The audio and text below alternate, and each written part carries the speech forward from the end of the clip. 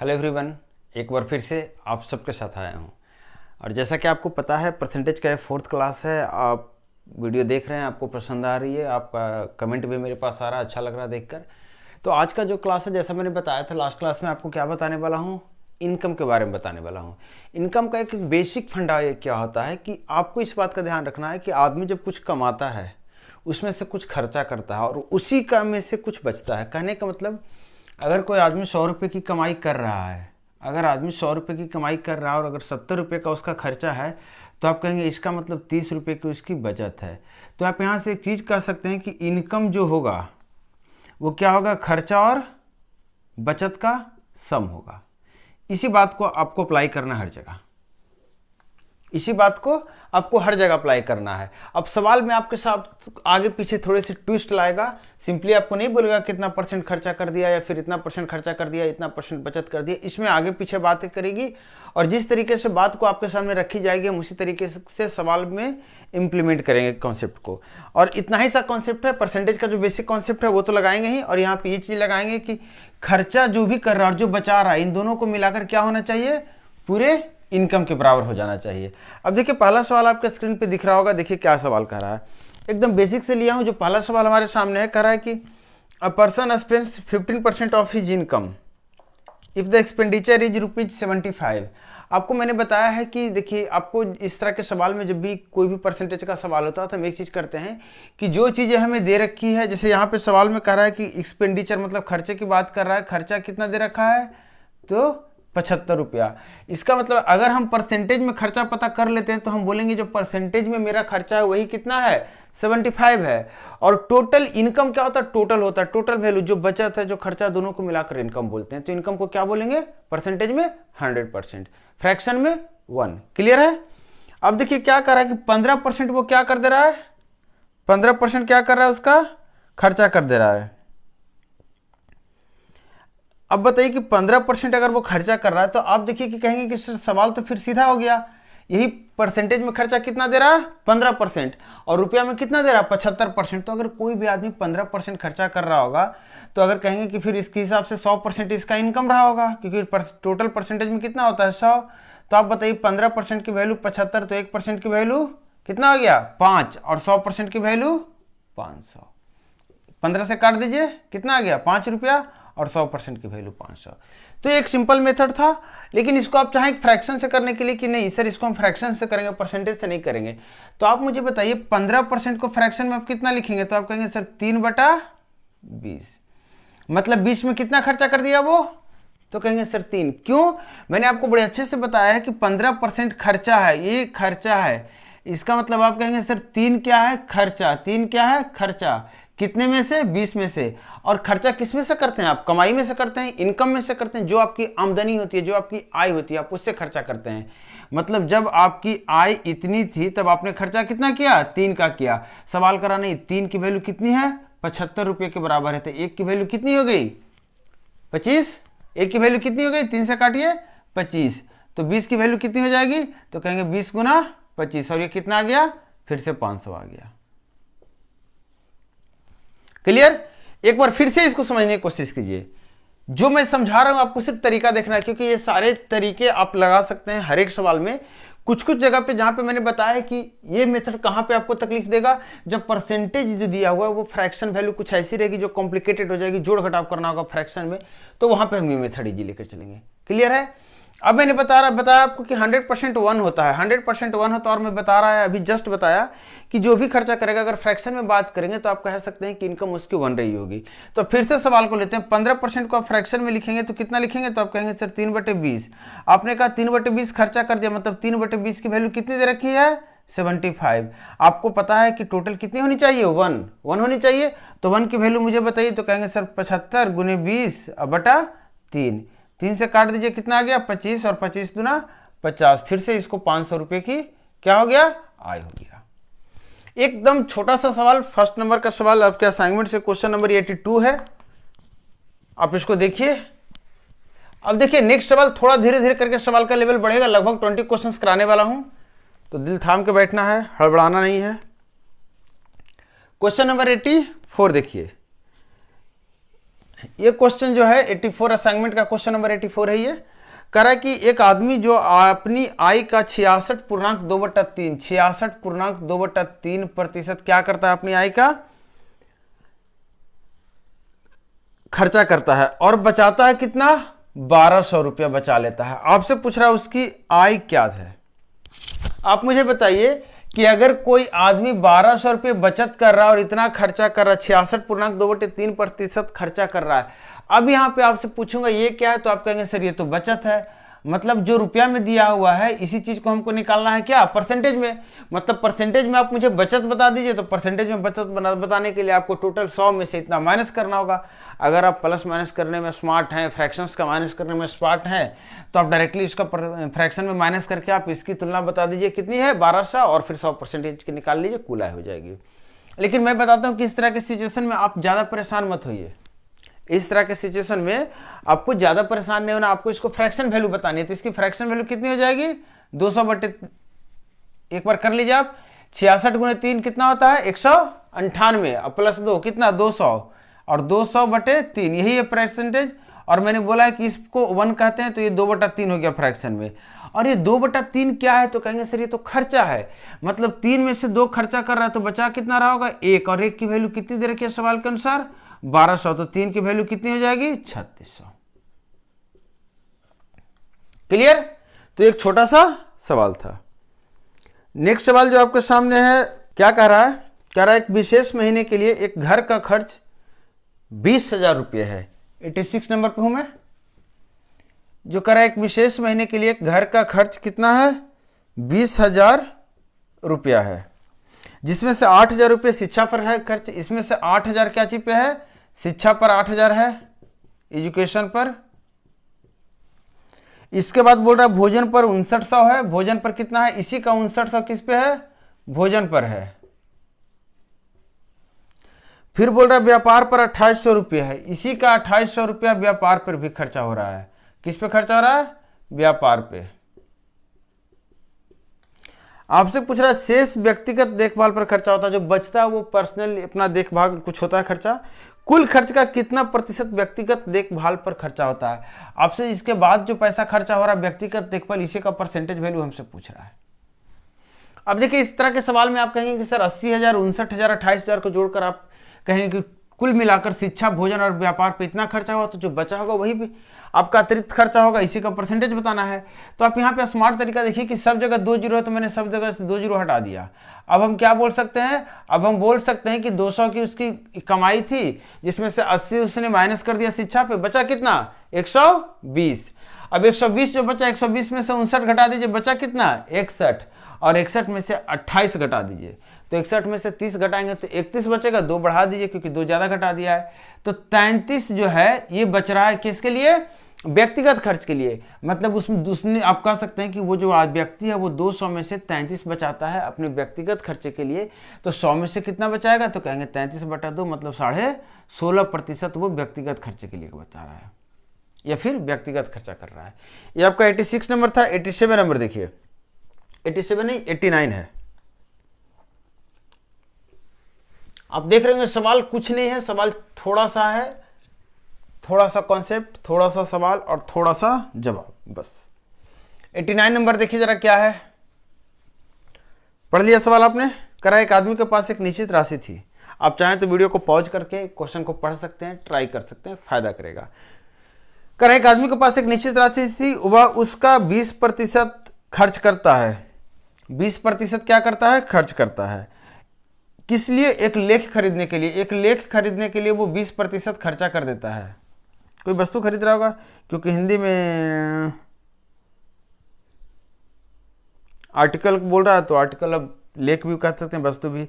मैंने कोई एक सामान पे 20% खर्चा करता है, और परिवहन पर शेष का 5%। परिवहन पर भी वो खर्चा करता है, आवागमन पे खर्चा करता है कितना, शेष। अगर पूरी इनकम 100% है, जिसमें से 20% वो खर्चा कर चुका है, तो कितना बचा होगा, तो कहेंगे सर 80%, और 80% का 5% वो परिवहन पे खर्चा करता है। इसके बाद 120 रुपये वो भेंट देता है, कहीं पे गिफ्ट कर देता होगा, 120 रुपये डोनेट कर देता होगा, दान कर देता होगा, और इसके बावजूद उसके पास 1400 रुपये क्या हो जाता है, फाइनली बच जाता है, आपको बतानी है कि उसके परिवहन पर कितना खर्चा किया, परिवहन पर कितना खर्चा किया रुपये में बतानी है आपको। अब देखिए इस सवाल में आप क्या करेंगे, आपको खर्चा बहुत ज़्यादा हो रहा है, बहुत जगह हो रहा है। अब आपको मैंने क्या बताया था कि जो रुपये वाली चीज़ है इसको आपको तुलना करना है प्रतिशत वाले से।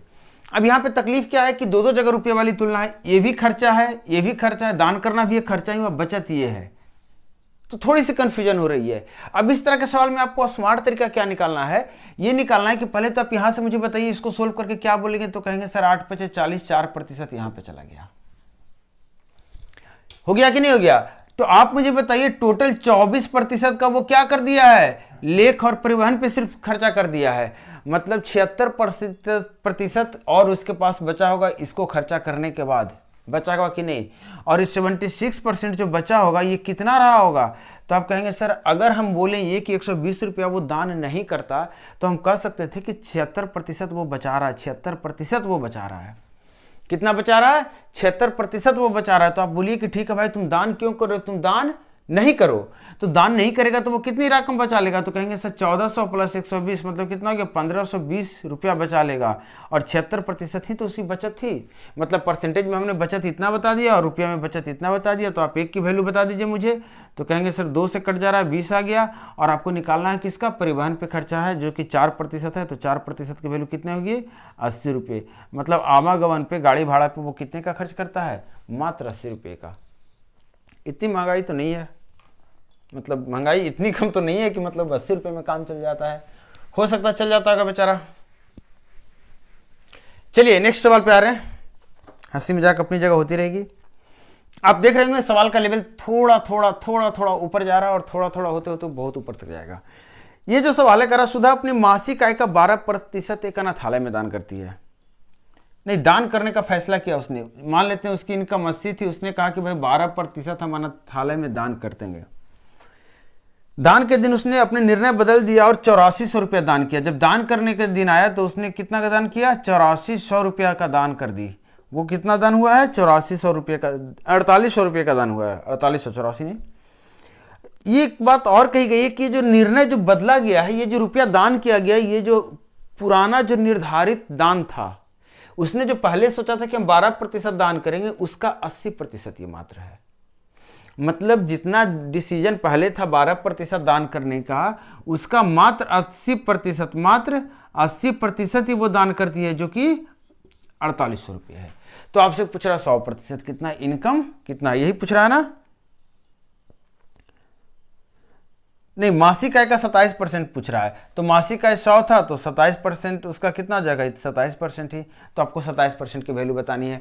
अब यहाँ से आप देखिए, बताइए यहाँ से क्या करें हम, कैसे काटे, तो देखिए यहाँ से काट दे रहा हूँ, 12 × 4 = 48, 4 से कट गया और 80 गुना कितना हो गया, 5। ये पूरा दोनों जीरो उड़ गया, यहाँ 2 जीरो बचा जो आ गया 500। एक की वैल्यू कितना हो गई, 500, और एक की वैल्यू 500, तो 27 की वैल्यू कितना होता, 7 × 5 = 35, 5 दूना, इतना रुपया का वैल्यू आ गया। मतलब 27% जो उसकी इनकम का है वो कितना है, 135 और 00। या फिर आपसे पूछ सकता था पूरा इनकम कितना, तो 1% की वैल्यू आपने 500 निकाल लिया। यहाँ से जीरो, जिनको कन्फ्यूजन हो रहा है, मैं इस क्या किया हूँ, 2% था तो 1/100 करेंगे, जो कि इधर आके जीरो होगा, इसलिए मैंने जीरो किया था। कैलकुलेशन आप देखिएगा, कैलकुलेशन के लिए आपको स्मार्ट बनना होगा। नेक्स्ट सवाल पे मैं आ रहा हूँ, 93 नंबर का सवाल आप देखिए।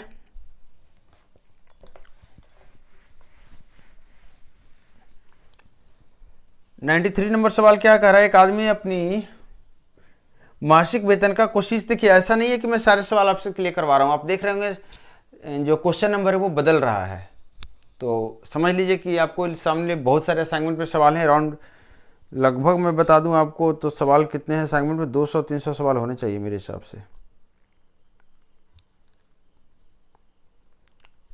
333 सवाल हैं आपके असाइनमेंट में, परसेंटेज का असाइनमेंट में। पूरा असाइनमेंट रेडी हो चुका है, आपको टेलीग्राम पे मिलेगा। क्वेश्चन नंबर 93, फिर से मुझे वापस आना पड़ेगा, कहाँ गया 93, ओ भैया आजा, 93, चलिए आ गया 93 पे।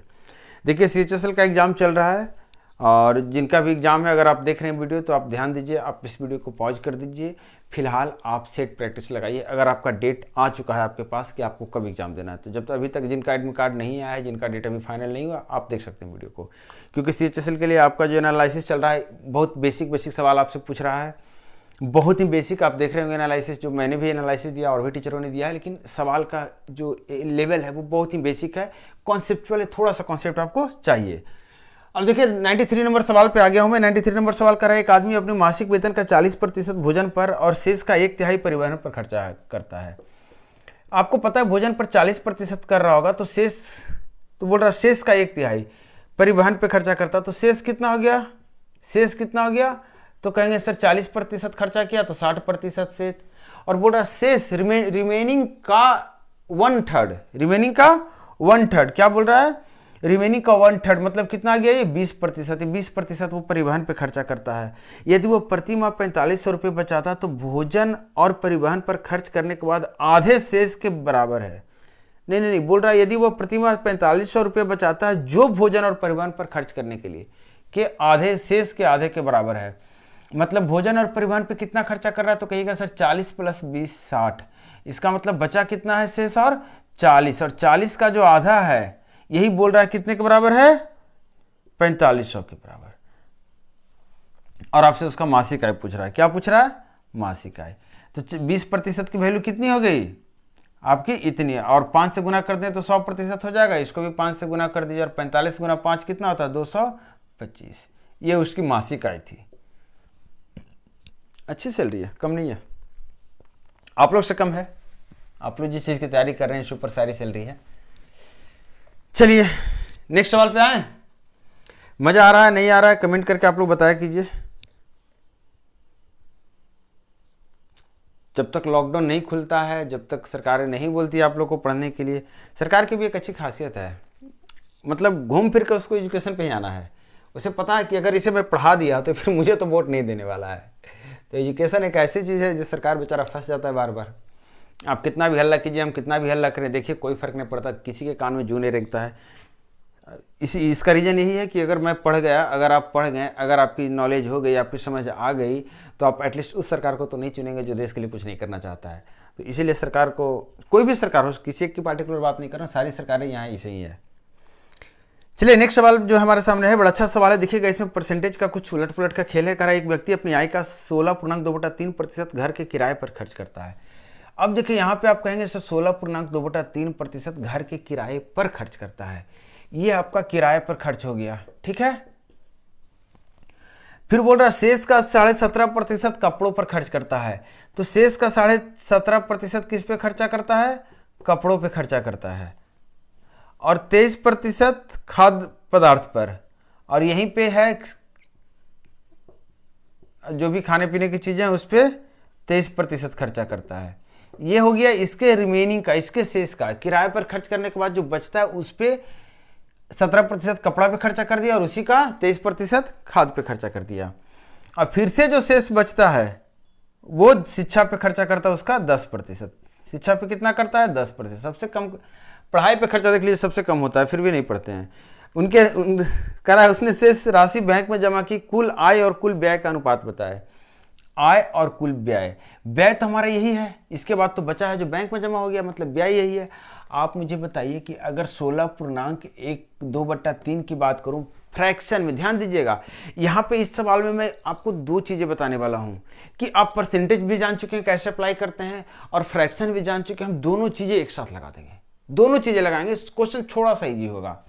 आप मुझे बताइए 16.2/3 कितना हो जाता है, तो कहेंगे सर 16×48 + 2 कितना हो गया, 50, 50%/2। मैंने बोला था इसको 100% बना लीजिए, 1 हो जाएगा, तो 2 से गुना कर देंगे, सॉरी 3 है, तो कितना हो जाएगा ये 1/6। अब देखिए कि 1/6 किराया पे खर्चा किया है, तो बचा कितना होगा, तो कहेंगे सर 5/6 बचा होगा, और 5/6 जो बचा है उसमें से कपड़ा पे 17% और खाद्य पे 23%, कुल मिला के 40% तो खर्चा कर ही दिया है। तो 5/6 का 40% निकालेंगे तो कितना आ जाएगा, तो कहेंगे 2/6 मतलब 1/3। कैसे किया मैंने, 5 × 24 200% मतलब 2, अब 6 मतलब 1/3।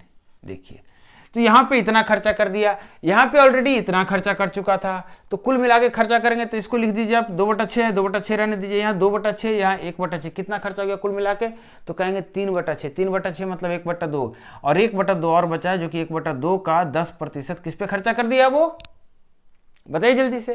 तो 1/2 का 10% मतलब कितना हो गया, 10% 1/10 मतलब 1/20, ये खर्चा कर दिया किस पे, शिक्षा पे। आपसे बोल रहा है कि कुल आय और कुल व्यय का अनुपात का पता लगाएं। आप मुझे बताइए कि टोटल खर्चा यहां से यहां तक में कितना हो गया, तो कहेंगे सर यहां से यहां तक तो आपने जोड़ा था तो 1/2 खर्चा हो गया था, 1/2 खर्चा हो गया है कि नहीं, 2 में 1 खर्चा हो गया, यहाँ 1/2 20 खर्चा हो गया, तो टोटल खर्चा जोड़ देंगे तो कितना हो जाएगा, 10 से गुना कर देंगे 11/20, इतना ही खर्चा हो गया, खर्चा हुआ कि नहीं। और आपसे क्या पूछ रहा है, 20 में से 11 खर्चा हुआ, आपसे पूछ रहा है कुल आय और कुल व्यय, तो ये हमारा क्या हो जाता है आय, और ये क्या हो गया खर्चा, क्योंकि हम खर्चे पे बात कर रहे थे। और आपसे अनुपात पे ध्यान देना है, आपसे पहले आय लिखा है तो पहले हम 20 लिखेंगे, और फिर लिखा है खर्चा तो बाद में हम 11 लिखेंगे। इस बात का हमेशा ध्यान देना है। सवाल पहले व्यय भी बोल सकता था और आय भी बोल सकता था, इसमें अनुपात सेविंग का भी पूछ सकता था आपसे। तो ये आपका एक छोटा सा सवाल रहा, क्वेश्चन नंबर 96। इसके बाद हम बढ़ रहे हैं क्वेश्चन नंबर 97 पे ले रहे हैं। देखिए क्वेश्चन नंबर 97 क्या है।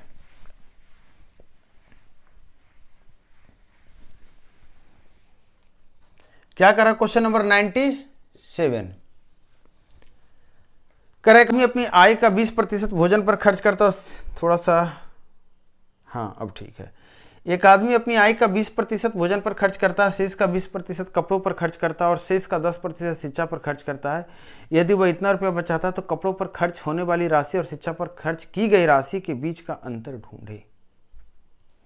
सवाल पिछले टाइप से है, सेम तरह से बात करेंगे, हम सेम तरह से सोल्व करेंगे, बस पूछ रहा है वो एक अलग चीज पूछ रहा है, और यहाँ पे रेशियो यहाँ पे एग्जैक्ट वैल्यू पूछ रहा है। तो आप देखिए क्या कह रहा है, एक आदमी 20% खर्चा करता है। अब देखिए इस सवाल को मैं इस तरीके से कर दे रहा हूँ, ठीक है। इस सवाल को इस तरीके से आपने देख लिया, वहां पे मैंने बोला, यहाँ पे देखिए परसेंटेज क्यों किया मैंने, परसेंटेज सारे जगह देखिए फ्रैक्शन में कहीं नहीं है, तो मैंने बोला 100% या फिर 100, आप बोलिए डायरेक्टली 100 बोलिए, एक ही बात है।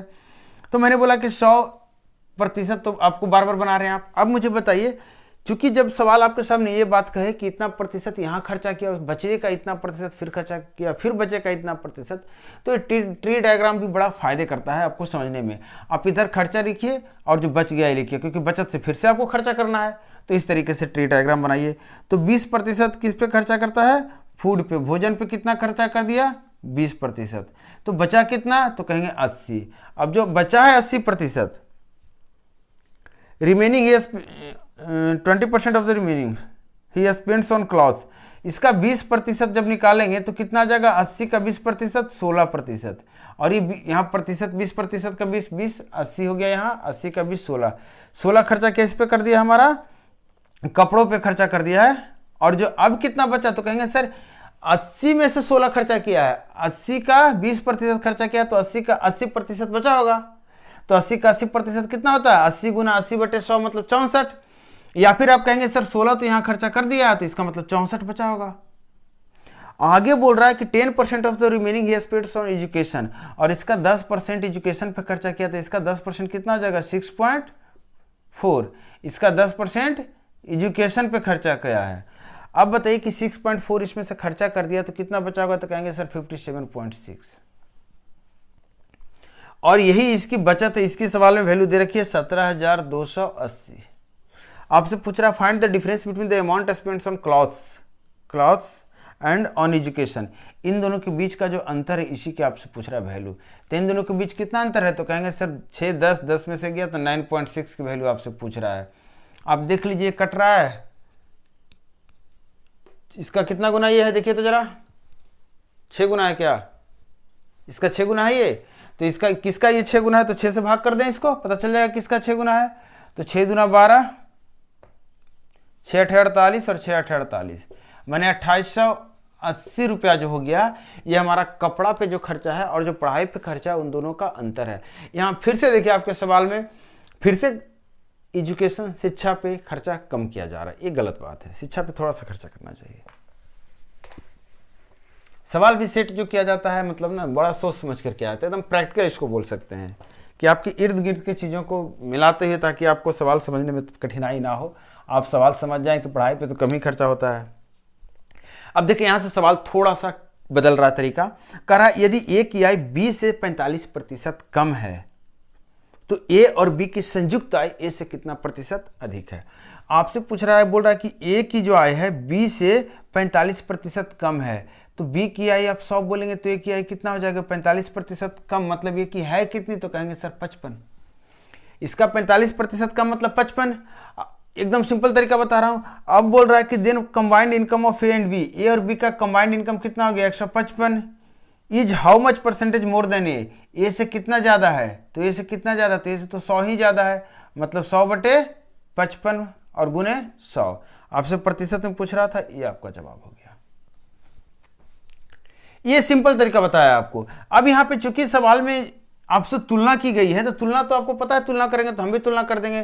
तो कीजिए तुलना, कैसे तुलना करेंगे, तो आप कहीं सर बोल रहा है यहाँ पे सवाल कि एक income of A 45% less than B, 45% less than B, 45% को अगर आप फ्रैक्शन में लिखेंगे तो 45 बटा कितना होगा 100। आप इसको काटेंगे किससे, 5 से काटेंगे इसको, तो कितना हो जाएगा 9/20। आप कहेंगे सर इसका मतलब 9 क्या है, ज़्यादा है, एक इनकम क्या ज़्यादा है, 45% कम बोल रहा था ना, तो 9 कम है, मतलब कितना है 9 कम है तो 11 है। कितना है 11 है, क्योंकि 20 से 9 कम है। ए का जो इनकम है 45% कम है बी से, मतलब बी से ये किसका इनकम हो गया, तो कहेंगे सर बी का। बी से कितना कम है 9, मतलब 9 कम है तो 11 क्या हो गया, तो कहेंगे सर ये तो ए का इनकम हो गया ना।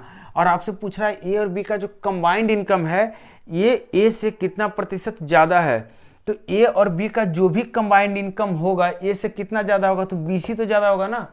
ए से इन दोनों का कितना ज़्यादा है, तो कहेंगे ए तो अपने आप में ए है, मतलब आपसे पूछ रहा है ए और बी का जो कंबाइंड इनकम है ए से कितना ज़्यादा है, इसकी वैल्यू पूछ रहा है।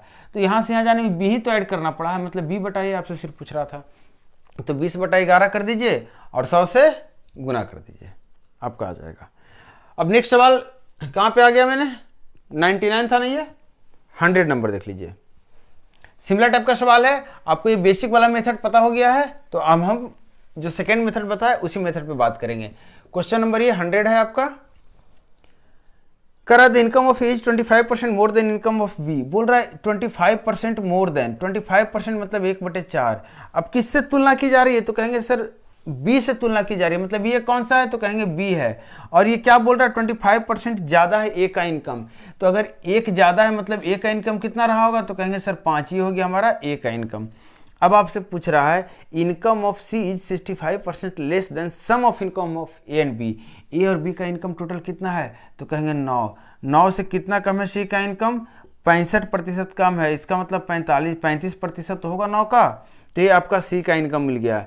अब आपसे पूछ रहा है income of C is what percent less than income of A, income of A इतना है, इनकम ऑफ सी इतना है। ध्यान से देखिएगा यहाँ पे इनकम ऑफ ए इतना है, इनकम ऑफ सी इतना है, पूछ रहा है सी का इनकम ए से कितना कम है। यहाँ से ध्यान से अगर देखेंगे तो मैं इसको क्या कर रहा हूँ 5 यहाँ से हटा दे रहा हूँ, काट दे रहा हूँ। ए किसका इनकम होगा, तो इसका 0.63, इसका इनकम 1 है तो इसका 0.63। ये बात समझ में आई कि नहीं। परसेंटेज का आप नहीं समझ रहे हैं तो ऐसे कीजिए 63%, और इसको डेसिमल फ्रैक्शन में बदल दीजिए, डेसिमल में बदल दीजिए। चूंकि ये 1 था तो ये कितना हो गया 63, ये 100 रहेगा तो कितना हो जाएगा, ये तो डेसिमल हट जाएगा और 63 हो जाएगा। मतलब सी का इनकम कितना कम है, तो कहेंगे 100 से 63 है, मतलब कितना कम है, तो कहेंगे 37% कम है। क्लियर है कि नहीं है। Question number 102। अभी हमारे पास लगभग हैं क्वेश्चन, मैंने बोला था लगभग 20 क्वेश्चन कराऊंगा। देखिए नेक्स्ट सवाल जो आपके सामने है, फिर से देखिए 102 नंबर। कह रहा राघव अपनी आय का 80% खर्च करता है, अगर उसकी आय में 12% की बढ़ोतरी होती है और बचत में 10% की कमी आती है तो फिर उसके खर्च के प्रतिशत में क्या बढ़ोतरी होगी। फिर यहाँ से सवाल थोड़ा सा डिफरेंट टाइप का आ गया है। सवाल कह रहा है कि राघव की आय Raghav spend 80% of his income, Raghav का जो इनकम है 100% कह सकते हैं, फिर 100 कह लेते हैं। तो 100 में ये खर्चा कितना करता है, खर्चा कितना करता है, तो आप कहेंगे सर 80 का खर्चा करता है, तो बचत कितना होता होगा, तो कहेंगे सर बचत इस हिसाब से 20 का हो जाता होगा, क्योंकि सवाल कर रहा है कि 80% वो खर्चा करता है, तो मतलब 100 में कितना खर्चा कर दिया, तो 80 खर्चा कर दिया, और 80 खर्चा कर दिया तो बचत कितने का रहा होगा, तो जो बचा होगा 100 में कितना बचा, 20। अब सवाल आपके सामने कह रहा है कि अगर उसका इनकम बढ़ गया है 12% से, अगर उसका इनकम 12% से बढ़ेगा तो इनकम कितना हो जाएगा, तो कहेंगे सर 112। और अगर 112 इनकम हो गया, उम्मीद है आपको ये दिख रहा होगा, नहीं दिख रहा तो यहाँ पे करते हैं, इनकम कितना से ज़्यादा हो गया है, तो 112 से बढ़ गया है। अगर उसका इनकम 12% से बढ़ गया है, 112 हो गया है, इस कंडीशन में बोल रहा है कि सेविंग 10% से वो कम कर देता है। पहले कितना सेविंग कर रहा था, 20, अब सेविंग कितना करेगा, 10% से कम करेगा। तो 10% से 20 का 10% कितना होता है, 2 से कम करेगा तो कितना सेविंग करेगा, 18 सेविंग करेगा कि नहीं। आप मुझे बताइए कि एकदम सिंपल तरीका बता रहा हूँ, बेसिक तरीका है, 112 उसका इनकम है, 18 वो बचत कर रहा है, तो खर्चा कितना कर रहा होगा, तो कहेंगे सर 4 और कितना हो गया, 104 हो गया ना, नहीं 90 हो गया ना, 94। ठीक है कि नहीं ये बात। तो आपसे पूछ रहा है सवाल क्या कि तो फिर खर्च के प्रतिशत में क्या बढ़ोतरी हुई है, तो पहले खर्चा कितना कर रहा था 80, अब खर्चा कितना कर रहा है 94, कितना बढ़ा दिया खर्चा, तो कहेंगे सर 14 से बढ़ा दिया है। कितना से बढ़ा दिया है, 14 से बढ़ा दिया है। तो 80 से 14 बढ़ा दिया है, तो आपसे पूछ रहा है इसको 4 से भाग दीजिए, तो यहाँ आ गया 20, और इसको 4 से भाग दीजिएगा तो 3.5, और 5 से गुना कीजिएगा तो 5 या 15 2 17, 17.5% से वो अपना खर्चा बढ़ाया है। अब देखिए ये जो सवाल है इसको आप दूसरे तरीके से कैसे बनाएंगे, इसमें तो आपको पूरा स्टेप्स में दिखाया हूँ, स्टेप्स आप कैसे चोरी करेंगे वो देखिए। इस तरह के सवाल में स्टेप्स चोरी होते हैं। कह रहा है उसकी स्टार्टिंग की जो इनकम है उसमें से वो 80% का खर्चा कर दे रहा है, मतलब इतना वो खर्चा कर दे रहा है, बचा कितना रहा है 20। मैंने जो खर्चा कर दिया उसको क्रॉस लगा दिया और जो बचा रहा है उसको 20 कर दिया। यहाँ से बोल रहा है +12 हो गया, उसका 12% बढ़ गया, मतलब कितना इनकम बढ़ गया 12 इनकम बढ़ने के कारण वो खर्चा 2 से घटा दे रहा है। आप खुद देखिए खर्चा 2 से घटा दे रहा है, मतलब जो बढ़ा था इनकम वो सारा का सारा बचत में चला गया। बचत 2 से बढ़ा रहा ना, नहीं बचत घट जा रहा है, मतलब जो बढ़ा था वो यहाँ पे बढ़ गया है 12 डायरेक्टली, क्योंकि बचत में खुद वो 2 की कमी कर रहा है, 10% कमी कर रहा है। इसका 10% कितना हो जाएगा, 10% कमी कर रहा है, मतलब 2 कम बचत कर रहा है। पहले 20 बचा रहा था, अब 2 कम बचा रहा है, इसका मतलब 2 ज़्यादा खर्चा कर दे रहा होगा, मतलब ये भी 2 आपका इधर खर्चे में आ जाएगा। टोटल कितना खर्चा ज़्यादा हो गया, तो कहेंगे सर 14। 80 में 14 हो गया तो 100 में कितना हो गया, तो कहेंगे 100 में जितना होगा उसको प्रतिशत बोल देंगे। अब काट कर भी बना सकते हैं, ऐसे भी। आपको क्या करना है, जोड़कर नया इनकम निकालने की जरूरत नहीं है। नया इनकम हम नहीं निकालेंगे, हम देखेंगे कि सिर्फ इनकम 12 बढ़ा है तो यही 12 को एडजस्ट करना है। 2 यहाँ पे और बचत में कमी आ गई 2 की, मतलब जो 12 बढ़ा था प्लस 2 जो अब कम बच रहा है, ये सारा का सारा खर्चा हो जा रहा है, मतलब 14 का खर्चा हो जा रहा है ज़्यादा। क्लियर है कि नहीं है। अब देखिए नेक्स्ट सवाल जो आपके सामने कितना 102 था, 102 के बाद 104 नंबर देखिए आप। 104 नंबर कह रहा मोनिका अपनी आय का 72% खर्च करती है यदि उसकी आय में 20% की वृद्धि होती है। अब देखिए मोनिका जो है अपनी आय का 72% खर्चा करती है, तो 72 खर्चा कर दी, बचा कितना 28। अब देखिए आय में 20% की वृद्धि हो रही है, मतलब आय कितना से बढ़ जा रहा है, तो कहेंगे सर +20 से, और बचत में 15% की वृद्धि होती है। इसका 15% आप मुझे बता दीजिए। इसका 15% जब आप मुझे बताएंगे तो इसका 15% कितना हो जाएगा, 15 × 20 12, अब 15 दूनी 30 10 42 4.2, 15 का 8 तक पढ़ेंगे कितना आएगा, 120 का 0 लिख दिया मैंने, लिखा ना, देख लीजिए। 12 जो बचा 15 दूना 30 और 12 कितना 42, और प्रतिशत का 2 दशमलव इधर खिसका दिया। क्लियर है। तो ये क्या कह रहा है, सवाल कह रहा है कि 20% की बचत और होती है, 20% की बचत और होती है, तो व्यय में खर्चा कितना से, व्यय उसका कितना से बढ़ा होगा। तो आप मुझे बताइए कि उसकी सैलरी जो 20 बढ़ गई है, सैलरी कितनी बढ़ी है 20 बढ़ी है, जिसमें से 4.2 बचा ले रहा है वो, पहले तो जितना बचा रहा था ठीक है, अभी 20 का 4.2 बचा ले रहा है, मतलब खर्चा कितना कर दे रहा होगा, तो कहेंगे 15.8 खर्चा कर दे रहा होगा। जो भी 20 बढ़ा है सैलरी उसमें इतना खर्चा कर दे रहा होगा, अब और इतना ज़्यादा खर्चा कर रहा होगा। 72 पे इतना का ज़्यादा खर्चा कर रहा था, 1 पे कितना खर्चा करेगा ज़्यादा, तो इतना, और 100 पे कितना ज़्यादा खर्चा करेगा। इसको जब निकालेंगे तो आपके सामने जो आंसर आएगा वो 21.9% आएगा। इसमें आपको एक ही दशमलव तक बताना है।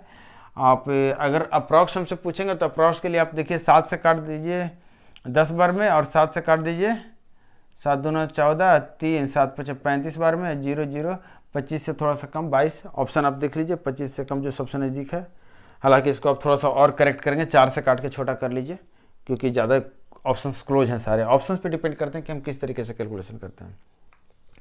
106 नंबर पे आ गया हूं मैं। देखिए 106 नंबर,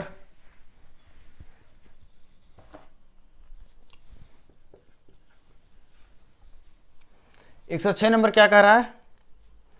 कह रहा है एक आदमी अपनी आय का 72% खर्च करता है। यदि व्यय में 28% की वृद्धि होती है, और आय में 28% की वृद्धि और व्यय में 25% बढ़ जाता है, तो उसकी बचत में प्रतिशत वृद्धि। सेम सवाल है 106 नंबर, आप इसको ट्राई कीजिएगा। ये सवाल आपके लिए छोड़ दिया हूं मैं, इसको आप ट्राई कर लीजिएगा।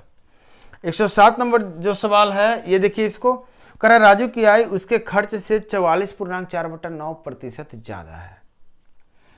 44.4/9% ज़्यादा है। फिर बोल रहा है यदि उसके आय में 60% की वृद्धि होती है और उसके व्यय में 70% की वृद्धि होती है, तो उसकी बचत में 1200 रुपये की वृद्धि होती है। उसके आरंभिक व्यय और प्रारंभिक बचत के बीच का अंतर। तो सबसे पहले इस प्रतिशत को आप तोड़िए, इस प्रतिशत को तोड़िए, क्योंकि इसको आप डायरेक्ट जोड़ घटाव नहीं कर सकते हैं। तो जब तोड़ेंगे इस प्रतिशत को, तो आप देखिए क्या करेंगे, गुना कर लीजिए। 9 × 36 का 6, बाकी 3, और 936 और 3 39, 396 आया। 4 जब जोड़ेंगे तो कितना आ जाएगा, 400% बटा 9, और 0.0% के साथ बटेगा, और कितना हो जाएगा ये 4/9। सवाल में यही एक स्टेटमेंट है जो आपको समझना है, यही एक लाइन है। राजू की आय उसके खर्च से इतना ज़्यादा है। राजू की आय उसके खर्च से, ये खर्च की बात हो रहा था, खर्च से तुलना की जा रही थी। ये खर्च है और इससे कितना ज़्यादा है, 9 ज़्यादा है। मतलब आय कितनी है, 13 है। तो 13 आय है तो खर्च कितना हो गया आपका, तो कहेंगे 9, और बचत कितना हो गया, इसका मतलब 4। क्लियर है कि नहीं? अब बोल रहा है यदि उसकी आय में 60% की वृद्धि होती है, आय अगर 60% से बढ़ जाएगा प्लस 60%, तो 13 × 6 = 78, 7.8 से अगर आय बढ़ गई है, और उसके व्यय में 70% की वृद्धि होती है, इसका 70% जब आप निकालेंगे तो कहेंगे सर 9 × 7 = 63, 6.3। अब ध्यान से देखिएगा, मतलब जो इसकी आय अपनी इसने बढ़ा दिया 7.8 से, और जितना ही ज़्यादा इसको पैसा मिला उस हिसाब से 6.3 खर्चा भी कर दिया, उड़ा भी दिया है। तो कितना ज़्यादा बचाया होगा, तो कहेंगे सर कितना ज़्यादा बचा है। अच्छा, बचत की बात कर रहा ना, बचत इतने रुपये में वृद्धि होती है, बचत में जो वृद्धि है उसकी बात कर रहा है, 13.12,000 रुपये की वृद्धि होती है। तो बचत कितना बढ़ेगा, तो कहेंगे सर बचत तो पहले इतना रुपया इनकम बढ़ा, इतना रुपया खर्चा कर दिया, तो दोनों को माइनस करेंगे और पता चलेगा 1.5% से वो बचत उसका बढ़ गया है। और बोल रहा है कि बचत में जो वृद्धि होती है वो है 12,000 रुपये के बराबर, इसी के वैल्यू दिया हुआ है।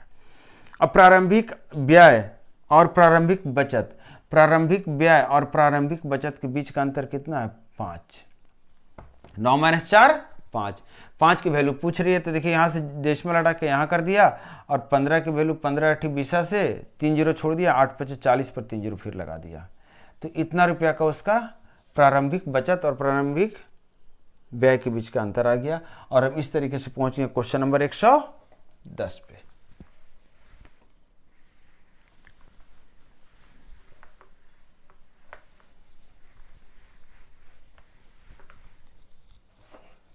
क्वेश्चन नंबर 110 कह रहा है एक व्यक्ति की मासिक आय इतना रुपये थी और उसका मासिक खर्च इतना रुपये थी। अगले साल उसने आय में 33% की वृद्धि और खर्च में 18% की वृद्धि हुई। इसकी बचत में प्रतिशत वृद्धि क्या हुई?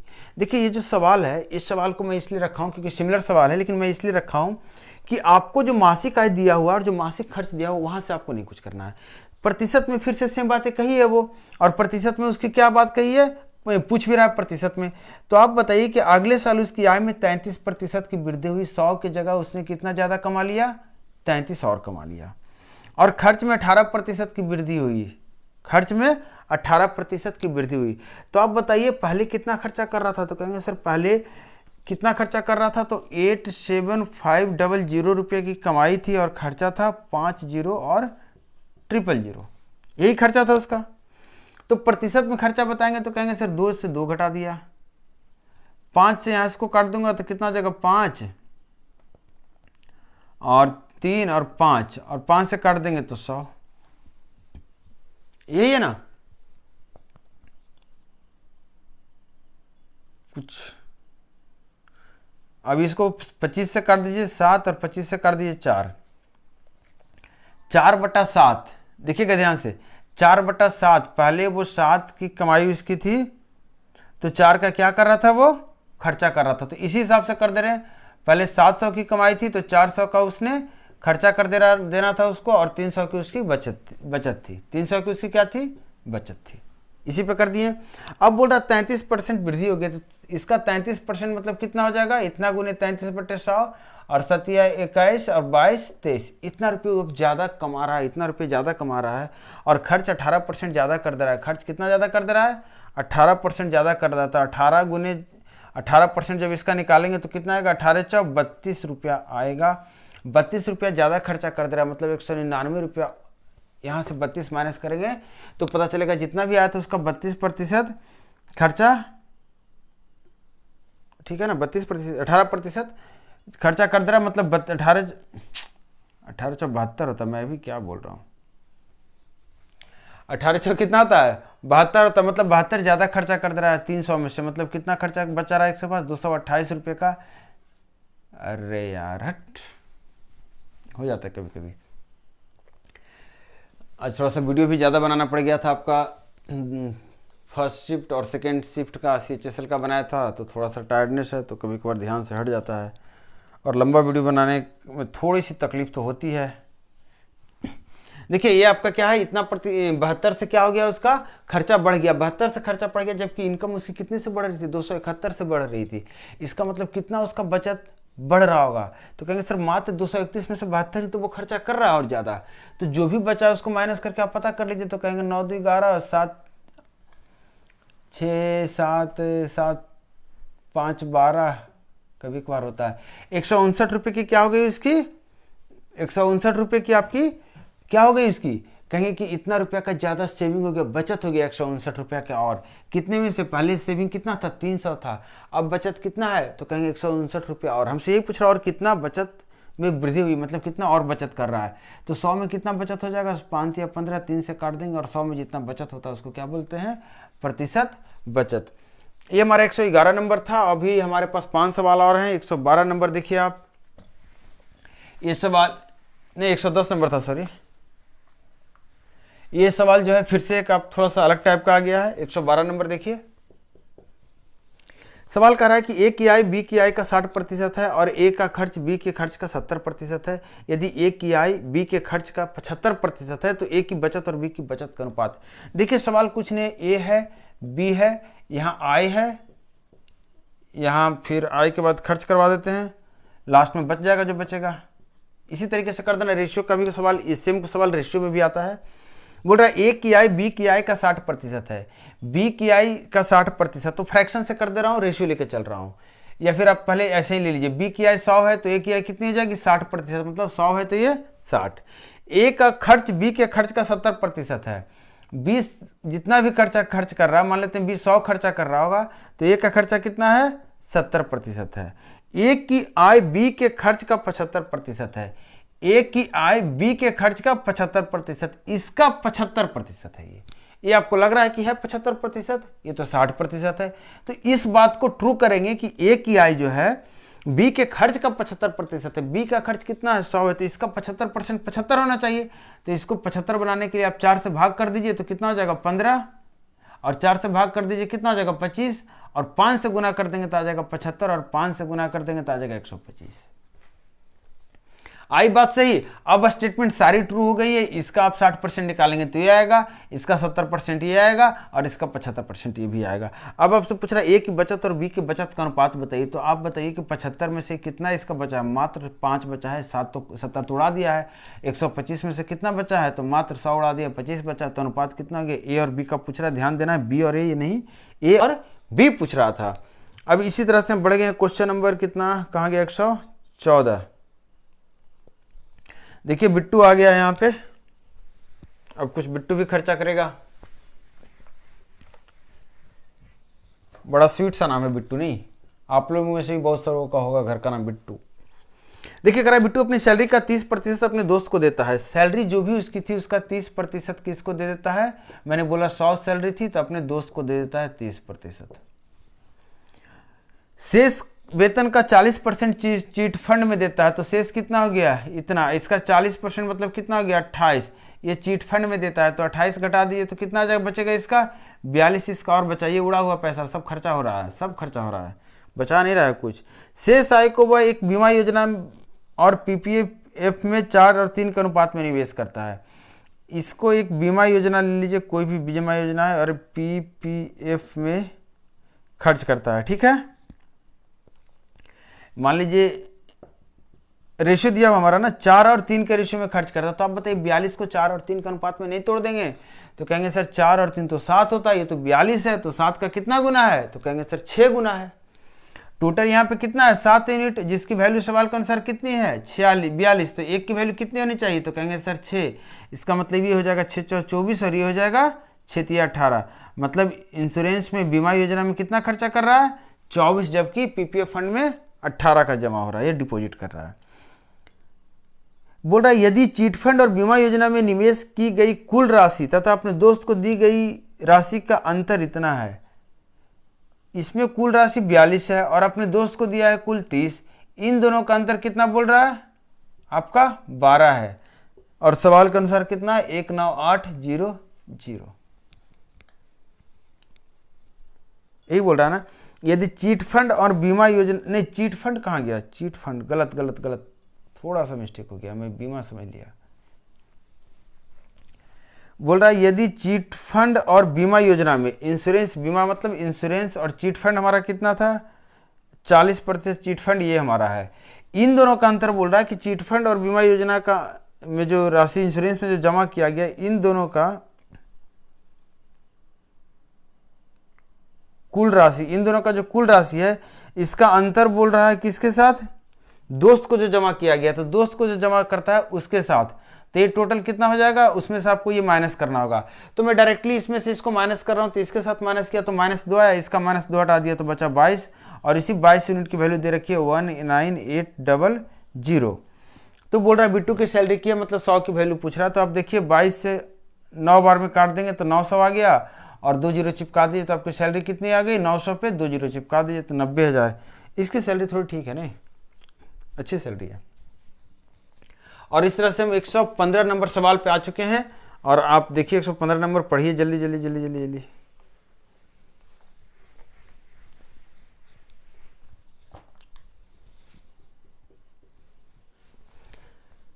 करा विकास अपनी आय का 36% अपने माता पिता के स्वास्थ्य पर निवेश करता है, मतलब जो कमाई उसकी थी उसका 36% अपने पेरेंट्स के ऊपर खर्चा करता है, पेरेंट्स के हेल्थ पे खर्चा करता है, ठीक है। अब वह शेष राशि से 15,240 रुपये पढ़ाई पर खर्चा करता है, मतलब जो शेष बचा तो 36%, यहाँ तो 64 तो बच गया। अब इसमें से 15,240 रुपये वो निकाल लेता है, इतना बचा, इसमें से 15,240 रुपये वो निकाल लेता है और पढ़ाई पर खर्चा कर देता है। फिर वह भोजन पर शेष राशि का, अब इसमें से इतना निकाले तो शेष राशि इतना ही बचा कि नहीं। इसका भोजन पर खर्चा करता है 18.2/11। 18.2/11 कितना होता है, तो कहेंगे सर 2/11। क्लियर है कि नहीं है, ये कितना होता है 2/11। मतलब अगर 11 यहाँ पे रहा है तो ये क्या कर देता है, 2 अपने क्या खर्चा करता है, भोजन पर खर्चा करता है, और 9 इसके बाद यहाँ से भी बचता है, और कुछ राशि बच जाता है जो अपने माता पिता के स्वास्थ्य के खर्च का 30% के बराबर है। इसका 30% ये बोल रहा है, इसका 30% ये हो सकता है क्या, यहीं पे सवाल बनाना है आपको। देखिए ये जो सवाल है इससे मैंने फिर से कुछ चीज़ें आपको दिखाई है जो कि आपको थोड़ी सी समझने में दिक्कत हुई होगी। मैंने इस स्टेप को ही अलग कर दिया, इस स्टेप को मैंने अलग कर दिया और इस स्टेप को अलग कर दिया। यहाँ जो 100 है, यहाँ जो 11 है, दोनों में कोई रिलेशन नहीं है। यहाँ जो 11 है वो 64 माइनस रुपये जो 15240 के बराबर है। ये हमें बात सही है। तो ये बोल रहा है कि जो यहाँ और इसमें रिलेशन हमको बैठाना, ये बोल रहा है कि जो राशि लास्ट में बच जाती है वो अपने जो माता पिता के स्वास्थ्य पे खर्चा करता है उसका 30% है। तो इसका 30% कितना होगा? तो कहेंगे सर इसका 30% तो 10.8 होगा। मतलब ये एक्चुअली 10.8 होना चाहिए।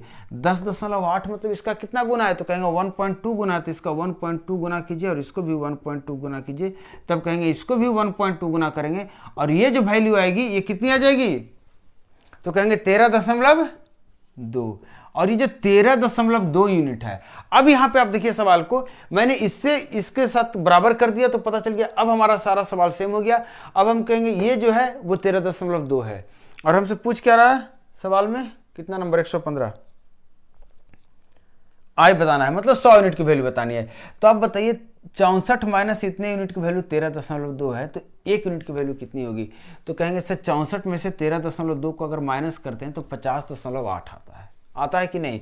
और 50.8 आता है, इसकी वैल्यू 15,240 है और आपसे पूछ रहा है 100 की वैल्यू, तो 1 की वैल्यू बता दीजिए। तो हमें लग रहा है ये अगर दशमलव यहाँ से हटा के इधर 0 बैठा दें तो 3 बार में कट रहा है। 300 आ गया और 100 यूनिट की वैल्यू कितना हो गया? 300 पर 209। बहुत ज़्यादा सैलरी नहीं थी लेकिन बेचारा कैलकुलेशन थोड़ा सा टफ था इसलिए हम लोग से करवाया गया है।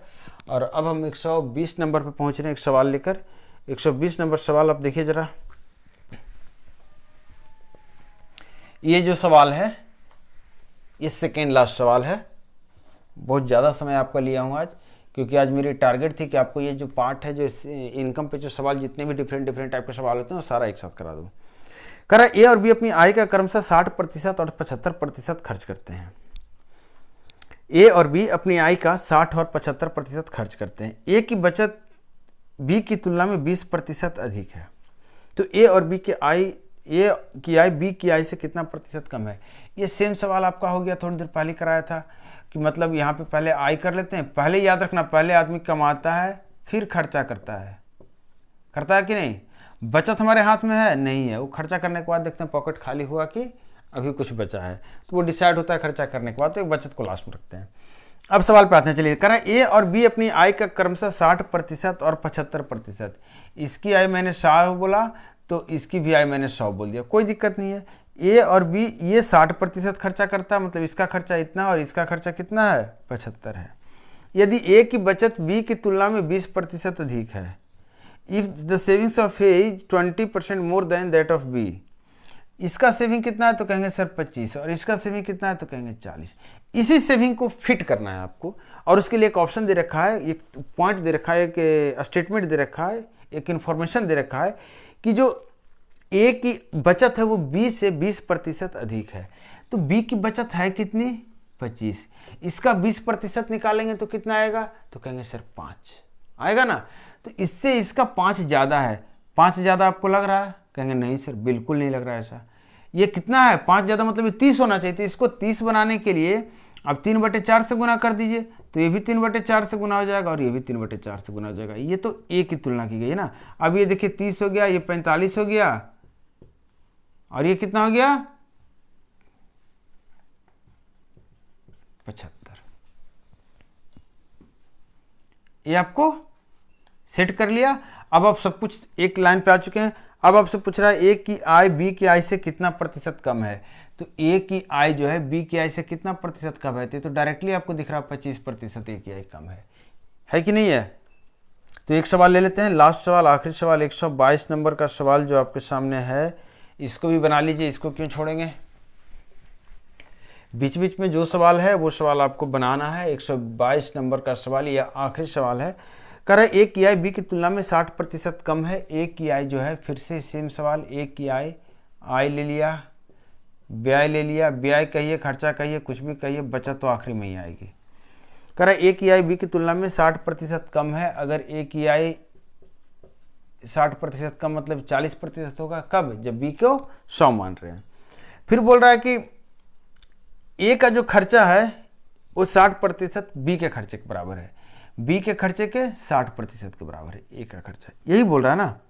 ए का खर्च बी के खर्च के 60% के बराबर है। अगर ए की आय बी के खर्च के 70% के बराबर है, अगर ए की व्यय, ए का व्यय कितना है, ए का तो व्यय ज़्यादा हो गया, कह रहा है यदि ए का व्यय, ए की आय बी के खर्च के 70% के बराबर है, बी का जो खर्च है इसके 70% मतलब इसको 70 बनाना है आपको, इसका 70% के बराबर है ए का आय बी के खर्च के। तो ए का आय 70 बनाने के लिए क्या करेंगे, 7/4 से गुना करेंगे, तो इसको भी 7 नहीं, इसमें देखिए इसका इसके साथ रेशियो है तो ये 7/4 से गुना